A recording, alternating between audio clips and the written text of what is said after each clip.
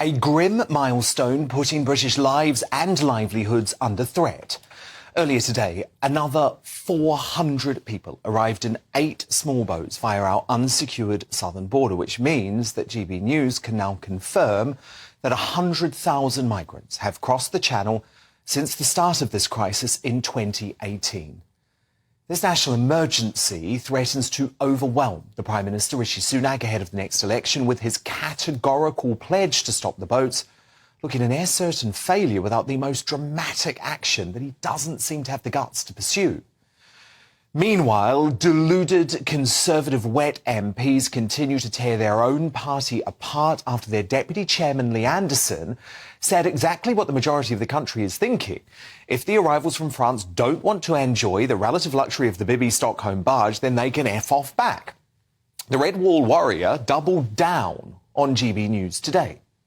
I tell you this, Martin, and many of your GB News viewers will probably agree with me on this, is I have stopped in worst accommodation in Skegness, in Blackpool, in Scarborough, in Whitby, all over the country. And did I moan? No, I went for a nice weekend or a week, had a lovely time, didn't complain to anybody. And anybody is complaining about the standard of luxury accommodation, because that's what it is in this country. You know, I stand by my words, they should go back to where they come from. Cue woke hysteria from the walking dead of the Tory party, who really should go off and just join the Lib Dems, OK?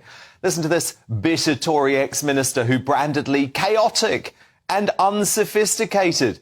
Another ludicrously told The Independent he was a fascist who does not represent the same party as me. Former Attorney General Dominic Greaves went on the record raging that such foul language will turn floating voters off and risk making the Tories the even nastier party, before adding that it was a sad commentary on the current state of the Conservative Party when its deputy chairman resorts to crude and threatening profanities. Another former Tory minister went even further, saying this.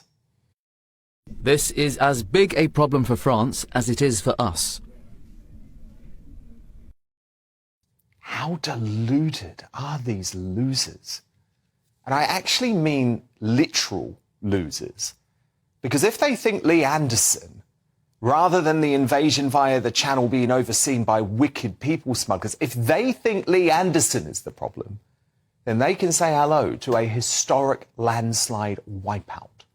With this sort of division, the prospect of the Conservatives campaigning to leave the ECHR, as they must, seems an increasingly remote prospect. Inertia is gripping every aspect of our political establishment over how to tackle this issue. There's even confusion now over whether tents bought by the Home Secretary to house 2,000 migrants at RAF Wethersfield in Essex will be erected. What are you waiting for? Put up the tents now, OK? And make it absolutely clear to illegal migrants in Calais that they're not guaranteed luxury hotel accommodation the moment they set foot on our shores. Because let me tell you, time is running out.